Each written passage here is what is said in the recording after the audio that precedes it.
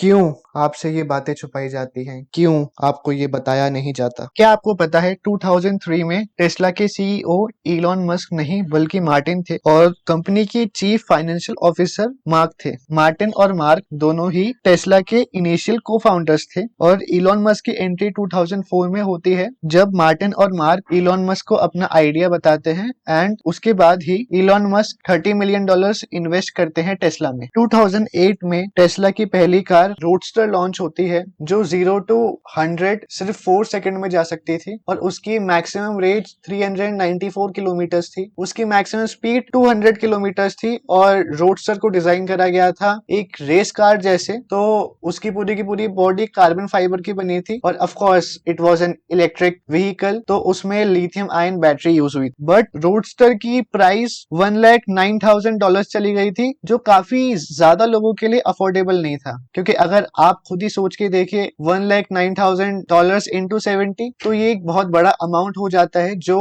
काफी ज्यादा middle class लोग अफोर्ड नहीं कर सकते। लेट 2007 में मार्टिन सीईओ की पोजीशन से रिजाइन कर देते हैं और 2008 आते आते वो कंपनी छोड़ देते हैं। मार्क भी 2008 में कंपनी छोड़ देते हैं और यहाँ से ही एंट्री होती है इलॉन मस्क की। 2008 में इलॉन मस्क सीईओ बन जाते हैं कंपनी के और तब से लेके अभी तक इलॉन मस्क की मार्केटिंग स्ट्रेटेजीज बहुत ज्यादा अलग हैं और काफी सारे उनके कंपेटिटर्स वो मार्केटिंग स्ट्रेटेजी यूज ही नहीं कर सकते। चलिए डिटेल में डिस्कस करते हैं इलॉन मस्क की ये अमेजिंग मार्केटिंग स्ट्रेटेजीज। सबसे पहले इलॉन मस्क एक बहुत ज्यादा इनोवेटिव और क्रेजी इन्वेंशन करते हैं और वो रिस्क लेने से भी कभी नहीं डरते। जैसा कि 2019 के Tesla cyber truck launch event में हुआ था। टेस्ला साइबर ट्रक का डिजाइन बहुत अनयूजुअल था बट टेस्ला साइबर ट्रक की जो ड्यूरेबिलिटी थी और जो स्ट्रेंथ थी वो भी unmatchable. Tesla cyber truck even एक रेसिंग कार को भी हरा सकता था और even best in class trucks को भी बीट कर सकता था एंड प्लस उसकी जो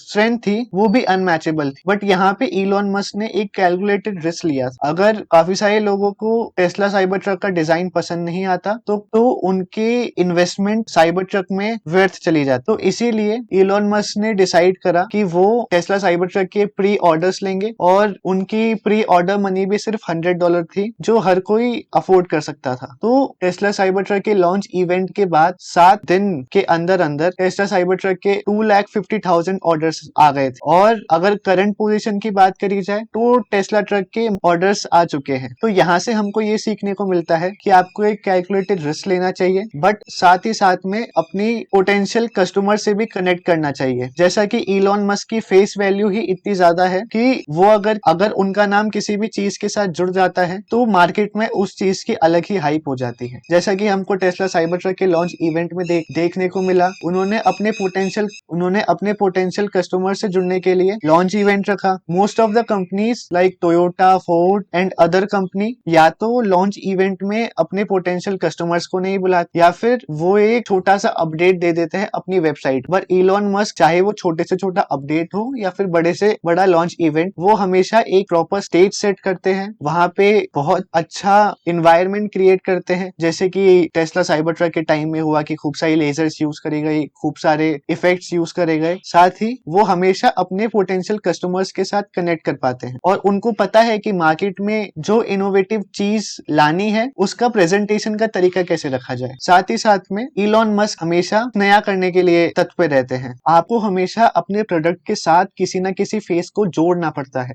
ताकि लोग उसको ज्यादा कनेक्ट कर पाए, क्योंकि इंसान किसी और इंसान से कनेक्ट करना इजी समझता है बजाय कि किसी टिन के डब्बे से। तो यहाँ पे इलॉन मस्क की जो फेस वैल्यू है वो भी बहुत ज्यादा है क्योंकि वो हमेशा मीडिया में छाए रहते हैं अपने काम को लेके। आप खुद ही देखिए ना कि अगर आपको टेस्ला साइबर ट्रक अच्छा लगा या फिर नहीं लगा बट आप उस लॉन्च को इग्नोर नहीं कर पाए क्योंकि हर दूसरा यूट्यूबर टेस्ला साइबर ट्रक के बारे में बातें कर रहा था, चाहे वो न्यूज के माध्यम से हो, चाहे वो टेक के माध्यम से हो, चाहे वो किसी और माध्यम से हो। बट इलॉन मस्क हमेशा सोशल मीडिया पे छाए रहते हैं और इसी वजह से उनको एक बहुत बड़ी हाइप मिल जाती है जो दूसरे कंपेटिटर्स को कभी मिल ही नहीं पाती। और इसी हाइप के कारण उनका टेस्ला साइबर ट्रक लिटरली एक महीने तक डिस्कस करा जा रहा था सोशल मीडिया पर और ये हाइप उनको कोई भी एडवर्टाइजिंग कैंपेन या फिर कोई और मार्केटिंग स्ट्रेटेजी नहीं दे पाती, जबकि उन्होंने किसी भी यूट्यूबर को पे नहीं करा था, फिर भी हर कोई उनके लॉन्च इवेंट के बारे में ही बातें करे जा रहा, क्योंकि आपको और हमको समझना होगा कि जब भी इलॉन मस्क एक प्रोडक्ट लॉन्च करते हैं, वो सिर्फ एक प्रोडक्ट नहीं होता, वो एक रेवोल्यूशनरी चीज होती है। जैसे कि Tesla cyber truck 0 to 100 2.9 seconds में जा सकता है, 14,000 टन से ज्यादा वेट टो कर सकता है, बहुत ज्यादा ड्यूरेबल है, उसके साथ साथ वो अपने दूसरे राइवल से बहुत ज्यादा आगे है हर चीज। तो लोग इस नए इनोवेशन के बारे में डिस्कस करने से चूक ही नहीं सकते, और स्पेशली जब वो सोशल मीडिया हो जहाँ पे बातें इतनी तेजी से फैलती है, तो आपका काम और इजी हो जाता है और आपकी मार्केटिंग और ज्यादा इफेक्टिव हो जाती है। अब आप देखिए कि टेस्ला को सेल्स में कितना ज्यादा बूम मिलता है। जैसा कि आप देख सकते हैं 2018 में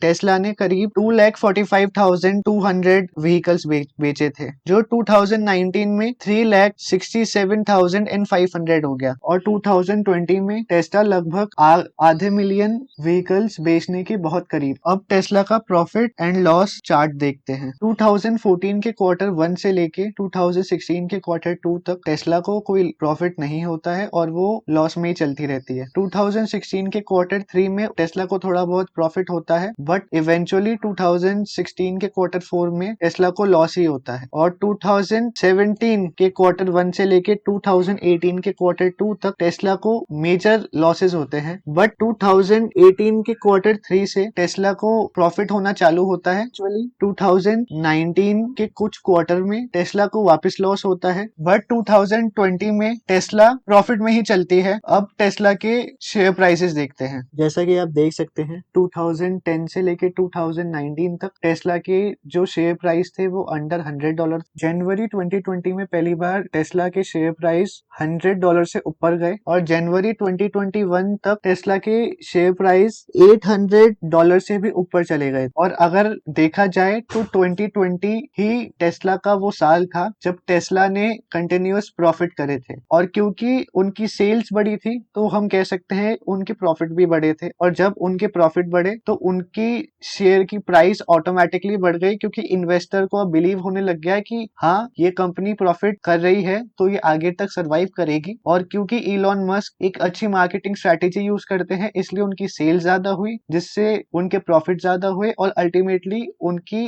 कंपनी की वैल्यूएशन बढ़ गई। क्या आपको पता है कि टेस्ला ने जुलाई 2021 में टेस्ला की वैल्यू $800 बिलियन पहुंच गई थी। ऑब्वियसली शेयर प्राइस बढ़ने के काफी ज्यादा कारण होते हैं, बट सेल्स बढ़ना और सेल्स से प्रॉफिट बढ़ना और प्रॉफिट से इन्वेस्टर आना भी एक बहुत बड़ा कारण है, जिसकी वजह से टेस्ला के शेयर प्राइसेस बढ़े और इवेंचुअली टेस्ला का मार्केट वैल्यू बढ़ गई। क्या आपको लगता है कि टेस्ला की मार्केट वैल्यू $1 ट्रिलियन तक जा सकती है? आप ये प्लीज कमेंट सेक्शन में बताइएगा। और अगर आपको वीडियो पसंद आता है तो लाइक करिए, अगर वीडियो से आपको कुछ भी वैल्यू मिली हो तो सब्सक्राइब करिए, ताकि आप ऐसे ही वीडियो और देख सके। Hey, I love you guys too. I love you guys too.